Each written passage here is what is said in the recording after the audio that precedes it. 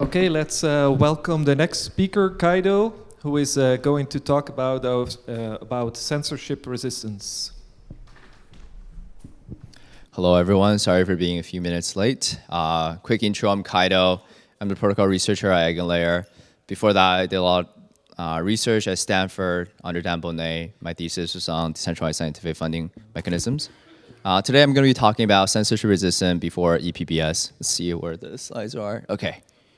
So first, a quick disclaimer. Everything I talk here will be purely my own opinion. And I hope, at the end of the talk, you learn something new and engage in some new conversations with me. OK. Today, I will basically cover a few topics. I don't think I'm going to be able to cover all of them, so I'm going to speed through some of them. And I'll make the slides available online as well. And so you have time to read over the slides yourself at the end as well. So first, I'm going to talk about what does the Meth world currently feel like. There's some concrete descriptive analysis you can do, but to me personally, what does it feel like, me interpreting the data? The second is, okay, given how I feel like there's probably going to be something not great, spoiler alert, but how can we do better given those things that are not great? And lastly is basically a new proposed design on how can we do better with that, with those different things. The thought process, how we got to there, what's the actual implementation of this protocol, and lastly, what does the future entail? All right, first, what does the current Meth world feel like? Let's see a show of hand. How many people are familiar with this diagram of Meth Boost? Okay, perfect. Everyone here is very familiar with Meth Boost. This is still on the Meth Boost GitHub repos README. It talks about how Meth Boost works. And the way I abstract that is basically going to be the following diagram. The relay serves as a proxy, a trusted intermediary party between the builder and proposer, and the proposer at the end proposed to Ethereum Network. Right, this is pretty much a very, very good mental model, and that's basically my mental model for a long time about Meth Boost. What? However, something happened in April this year, and this is the guy. Anyone familiar with the low-carb crusader here? All right, only one guy. So basically a person, this malicious actor who wants to be called the low-carb crusader, exploited a few sandwich bots. And that's why, it's low-carb because it's sandwich bot. Haha. And the attack basically have spun up a bunch of different fixes that we try to fix. And I'm not going to go too in-depth into these, but these mainly evolve around timing attacks.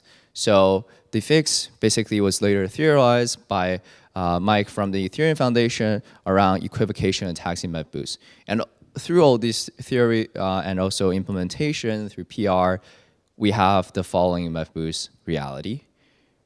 On the left side, you still have the builder talking to the proposer through the relay.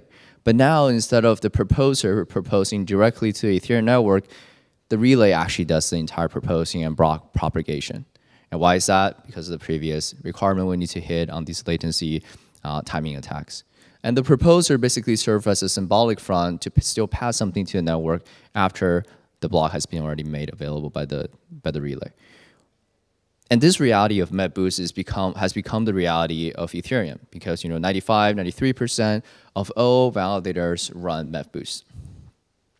When I talk to people about this, like, hey, the proposers are no longer talking to the Ethereum network, what do you think about it? The general two camps I hear back. The first camp is, I think Ben Fish here captured it really well. I'm just going to read it. This is perfectly fine and desired from a certain point of view. Decentralization gives you myopic proposers. Upon random election, they passively sign off on the most valuable block the competitive builder market can produce in that instance. The proposer's role is critical in preserving that competition. It's a very eloquent way of describing how the proposer and the builder interact, even though the relay does the proposing, as long as the builder market is competitive, that's okay. And this is probably the most camp I feel when I talk to proposers about how they feel. I know this might be not the right crowd for this meme, but there's a Cardi B song that's pretty explicit, so don't listen to it with your kids.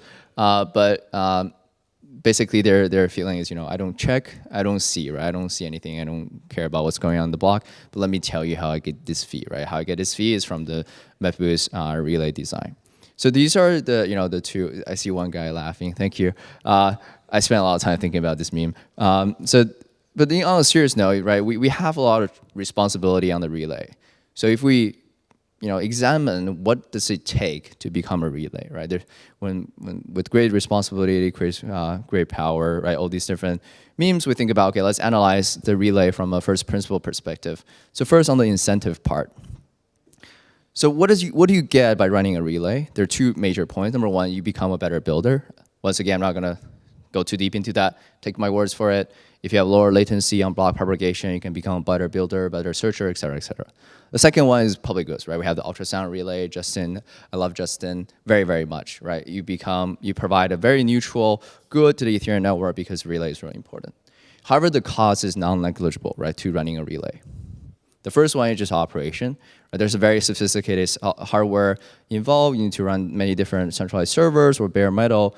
The general consensus on operator cost is about $20,000 just on maintaining the hardware. The human capital cost varies a lot. Some people say it's 50K, some people say it's 500K, but it's a very non-meaningful cost, incurred on any individual entity.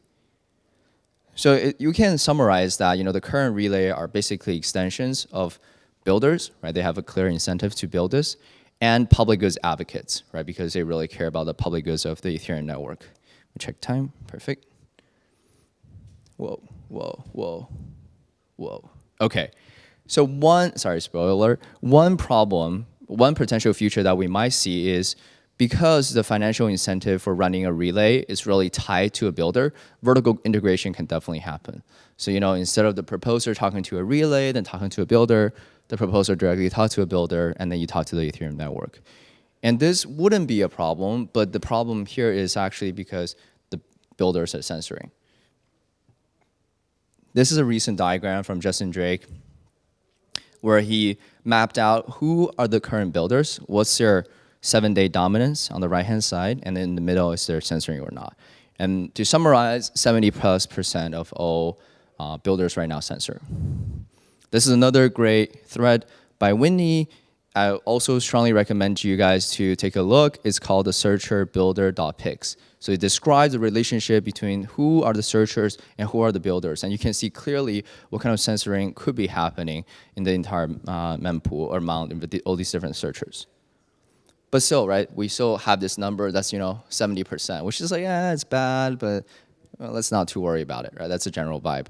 And there's two reasons why we should worry about this. Number one is block dominance doesn't mean as much as bulk builder profit. So if we look on the left side of all the builders who are censoring, and we look on the right on their past 7-day profit, 90% of all profits goes to censoring builders. Why would that be a problem? The more profit you have, the better equipment you're going to build, the more ability you're going to capture profit, and also you could also potentially be very good at building or integrating your own relay. The other one is inside the circle, we have the graph on the left, which is the top two builders each build like 20% block, and the reason is because a lot of rumor here going on, but I think it's because self-limiting. They do not self-limit. And I would say by talking with a lot of builders and searchers, the general consensus is if the two top builders want, who are both censoring, they can build about 95 to 90% of all Ethereum blocks. Right? And why are they really powerful? Because stacks arbitrages, because they have inventory, a lot of different reasons. But if they want, they can very much do that. And the reason they don't want is the exact reason is on that graph on the left. They don't want to be really out there. Now, the last part I want to mention, why builder taking this relay position is really bad is because relay is not going to be a role that we think is going to be totally gone after ePBS, right? In like 5 years, 10 years down the line, there's still features that the relay provides that are really, really valuable. So, right, all in all, Meth Boost in the near future is this. This is not great because builders censor. They're really centralized entities. It hurts the actual protocol and the mimetic value of Ethereum. How can we do better? One simple way that we thought about is, okay, you know what? This entire thing is really dependent on the relay doing the proposing, right? What if the relay doesn't do the proposing anymore? What if we restore to our original mental model of what Meth Boost is, where the proposer does the proposing? I think that already exists. There's a lot of ePBS designs where we're trying to tackle that. The left side, is two slot plus inclusion list, and also we can do out of protocol, Pepsi Boost designs by Bernabe. However, these solutions are a lot more long-term in the future. If you think of where ePBS is, it's going to be somewhere down the line in the future.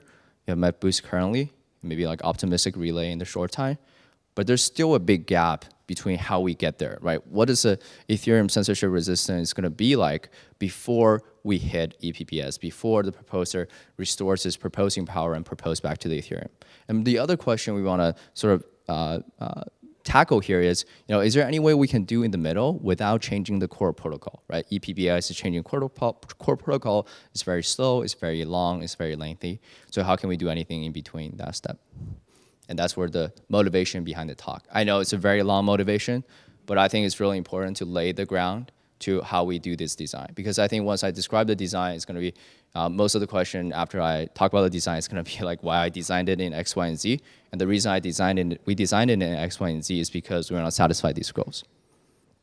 Recap, let the proposer propose. Censorship resistance is important, and we want to do it before touching the core protocol. All right, let's talk about Meth Boost Plus.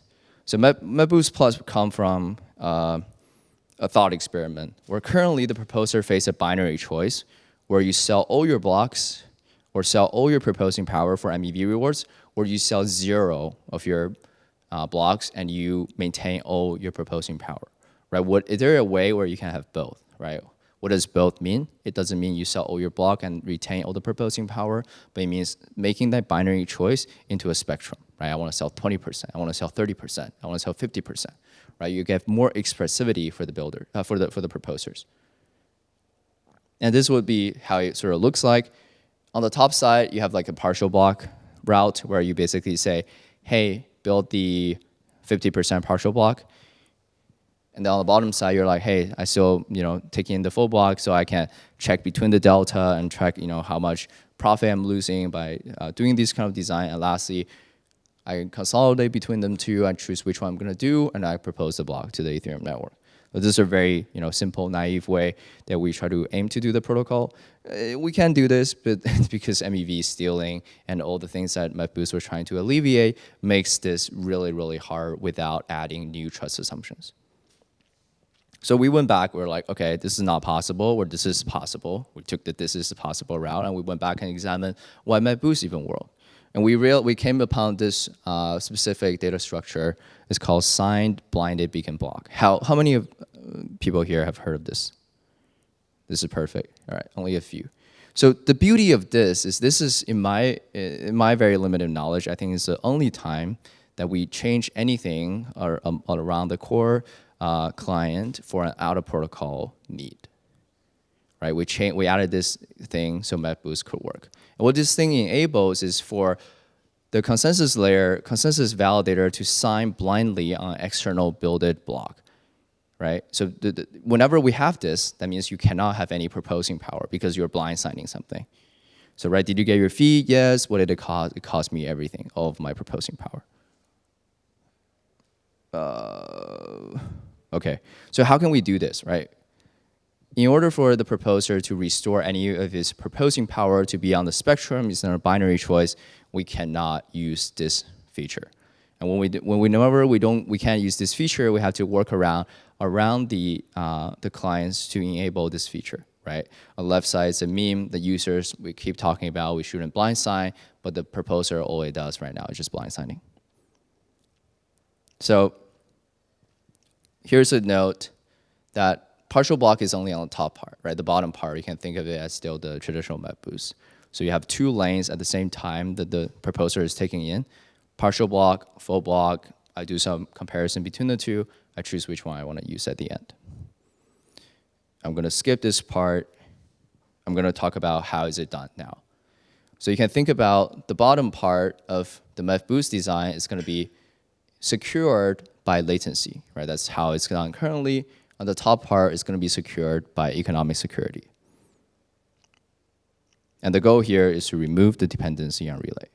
All right, so now we talk about the implementation. I think I'm gonna have just enough time to go over everything. So first on enrolling. So there's 3 steps for Meth Boost. Give me 1 sec, sorry.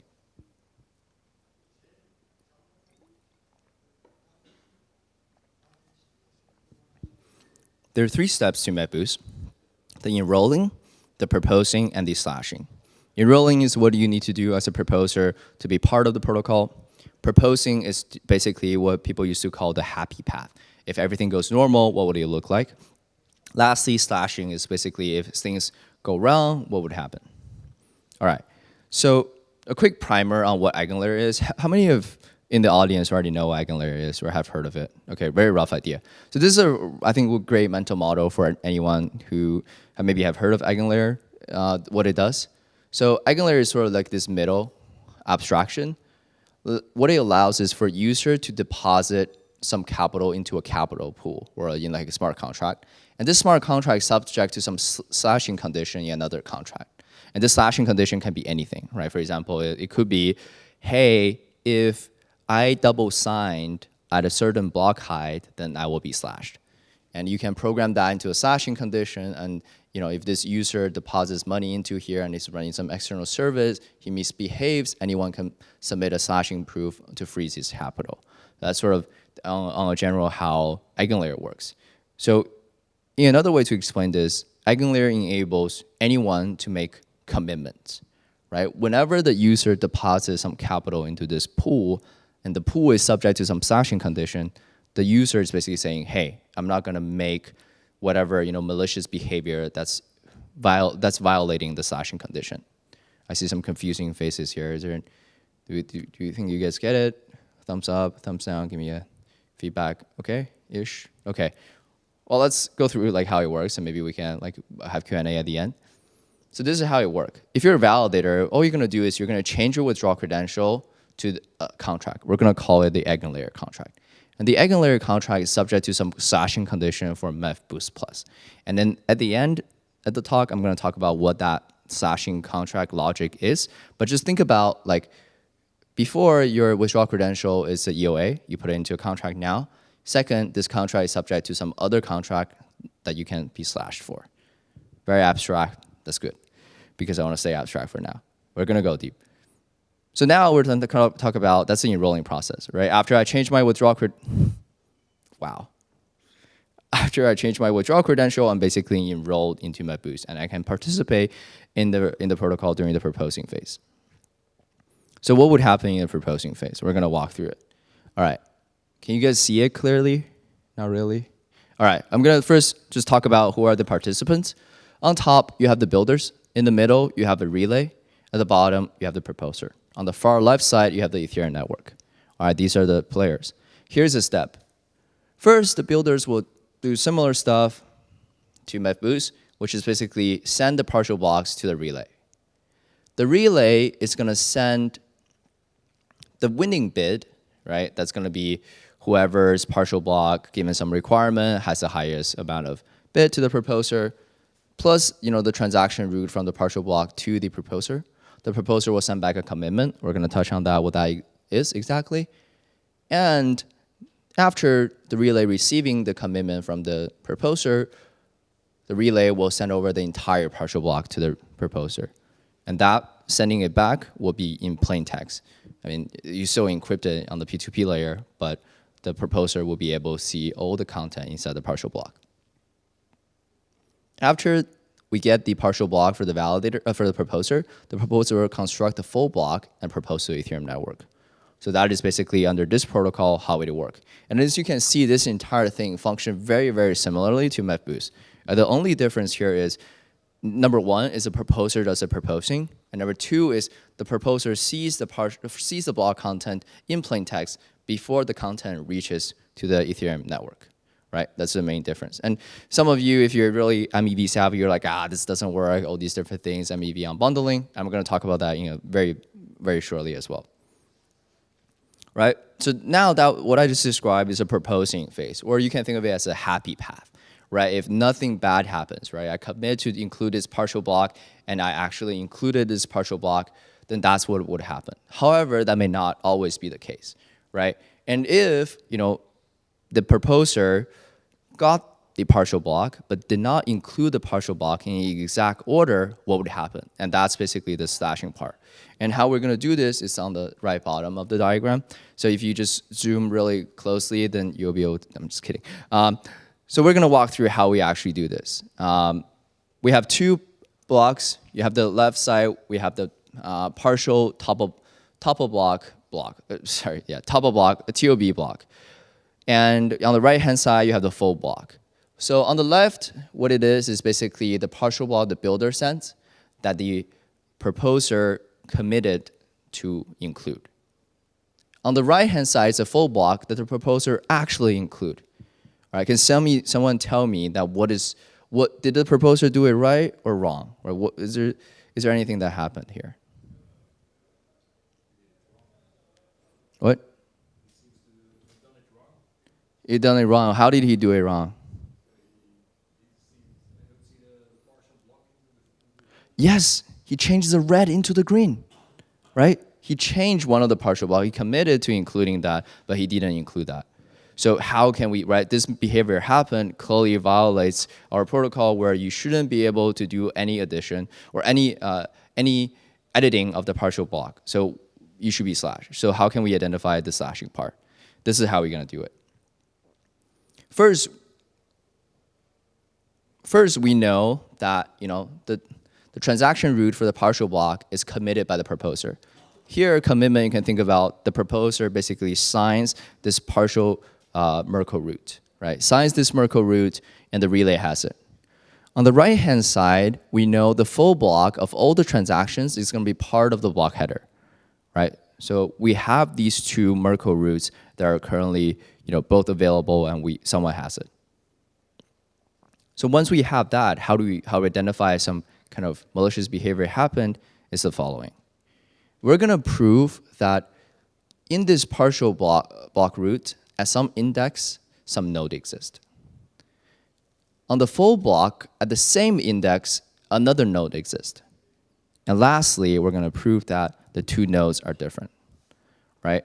So once again, trying to explain it another way, all we need to prove is that at the same index, under these two roots, the nodes are different, right? Why can we do that in this way? Let's imagine in this case we're changing the red transaction to the green transaction, right? Obviously violating the protocol that you shouldn't change anything in the partial block, so you should be slashed. We're good here. If we delete any of the transaction on the left side, right, we don't even add anything, then all these transactions will be shifted. We can still demonstrate at the same index something is different. Now, if let's say we don't do deletion or changing, we add a transaction, we do the same thing, right? If we add a transaction, some transaction are pushed back, we can also identify, at certain index, when you committed versus when you proposed, they're different.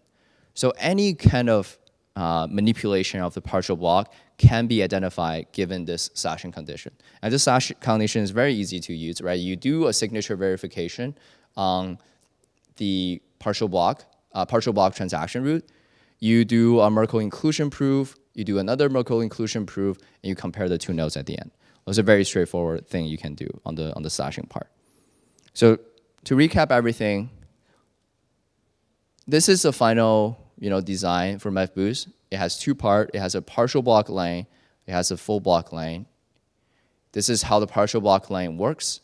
And this is how through the slashing condition, this is how the partial block mechanism is secure. All right. There's a lot of different things I want to touch on. One of the key things, a lot of questions I get is, all right, you're doing partial block. The proposer must have less profit because the builder are so much better at building full blocks than instead of a partial block. I agree. And I think that's definitely a great valid point on why this design may not be widely adopted. However, I think why this design will be widely adopted is because if you look at the past 10,000 blocks, on average, 40 to 60% of all block content are simple ERC20 transfers plus ETH transfers. So that means even if I'm a proposer, I sell 40% of my blocks and I just do PGA on this rest of the block to do simple ordering, I will still be able to make the majority of MEV profit, maybe 90%, even 99% of all MEV profit inside these blocks. Another thing is around seg stacks, sandwiching, backrun. Right now we have a problem basically is I get your partial block in plain text. I can reorder any of the things you have inside your partial block. So which of these transaction may not be viable? Sex stack would still be viable. Sandwich would not be very viable because there's certain attacks you can do through unbundling the sandwich bundle that makes the sandwich bot really bad. And lastly, the back running could still be problematic, but at the same time, we are not very sure how this would play out in the long run. All right, I have a few minutes. I'm gonna quickly run through sort of the future of Meth Boost Plus and what it sort of entail, and sort of in the future, right? We want to push this down to the limit. What would it look like? So right now, we're still trusting the relay here to do a lot of things, and we laid out, what are the relay responsibilities? It validates a partial block, does an auction validate the bid, run the auction mechanism, release the data only when the proposer sends back the commitment, and lastly, it guarantees the data availability of the partial block. Right? These are the sort of things the relay currently does. And what we did is we sort of tried to remove the relay responsibility through different mechanisms. So 1 and 2, we're going to do it through optimistic slashing plus builder collateral. You can run an auction. We're going to move that auction to be run by the proposer itself. Lastly, for 4 and 5, for data availability, we're going to have to build a DA layer with programmable data release policy. And the goal here is that once we have a programmable DA layer, we can actually decentralize a relay function, because the relay function right now is super trusted and centralized. And now with this, once we can decentralize it, we can have a lot more security and liveness guarantee on the relay itself. And this is what the protocol will look like. I'm not going to go over it. And lastly, is this would be, from a step perspective, how it would look like. There's implications. Breaking from atomicity is going to be an interesting research topic, I feel like, which is, whenever as I'm a searcher, I send a bundle, what is the potential loss to me as a searcher if my bundle atomicity is broken? Is there going to be a lower bound? Is there an upper bound? How do I even reason through that? I think this is going to be a really fascinating research question. If anyone in the audience is interested in it, we would love to discuss more. There's some other thoughts. The main thought I will leave you guys is this design is very hard to implement in practice and generate buy-in, but this practice is really, really viable during a low volatility period. And I'll stop here. I'll do some questions. And thank you, guys.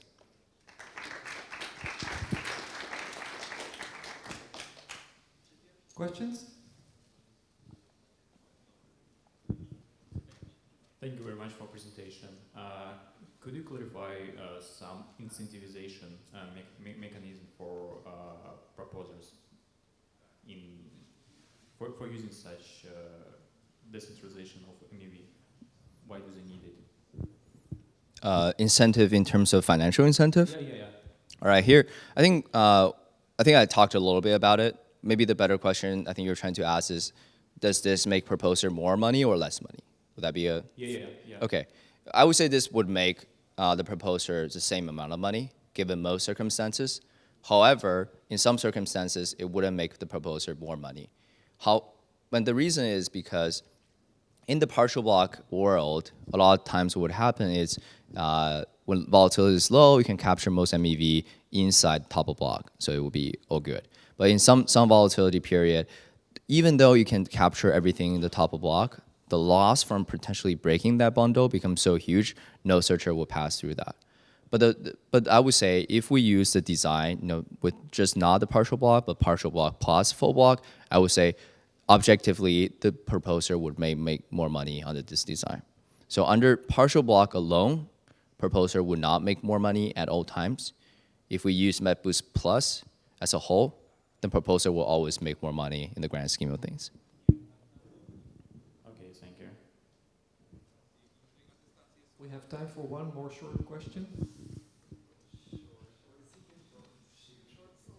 Thank you for your highly ambitious and complex talk here. So I'll try to take my highly ambitious and complex question and make it as short as I can. I guess the question is about, it goes all the way back to the very, very beginning assumptions, which is that censorship resistance is actually at risk in the current framework. There was a recent Twitter thread that you might find interesting by Snoopy MEV, sort of questioning whether the alarm bells for censorship resistance should really be there. Why? Because if you think about censorship resistance as really being something meaning eventual inclusion, then as long as you have just a small subset, for instance, self-proposing, then you have censorship resistance in real terms, in concrete terms, because you get eventual inclusion. Given, if you were to take this line of thinking, then all of a sudden, potentially, I see like a much simpler design, right, where you could get people to opt in, just get a super small subset of validators to opt into just self-building, and maybe even with a commitment on Eigenlayer and some sort of marginal incentive. And as long as it's just a very, very small subset of validators do this, then you, again, no longer have a problem. You don't need partial blocks and Merkle commitments and so on. So hopefully that made sense. Tried to make it fast. How would you respond to something like this? Yeah, I think actually I can respond pretty in short. So I think the question is basically censorship resistance is actually not a problem. The biggest, first of all, I love the tweet through. I think it's really, really insightful. If he's sitting here, I love you. But because he's a non. So the point I want to make is censorship resistance and liveness are very different concepts. I think he's talking from a liveness perspective, where you have some honest nodes who are always doing this fair, quote unquote, fair ordering. Eventually your transaction will be included. And the liveness is some certain bounds, but the actual certain bounds for Ethereum network, what is a liveness requirement? I don't think we have ever come up with the number yet. At least if you know the number, please tell me. I'd be very happy to learn. That's number one. Number two is censorship resistance is more like an economic thing, right? If you sell the block in whole at all times, it's very easy to censor a transaction because the builders just need to collude and they put in the marginal priority gas fee, and it makes censoring a lot easier. However, under this design, if all the proposers are only doing part of the block, they still have a very high PGA gas cost on the mempool, and that become a lot easier, a lot harder to censor. Yeah, I'll end there. Thank you. Let's thank the speaker again. Thank you, everyone.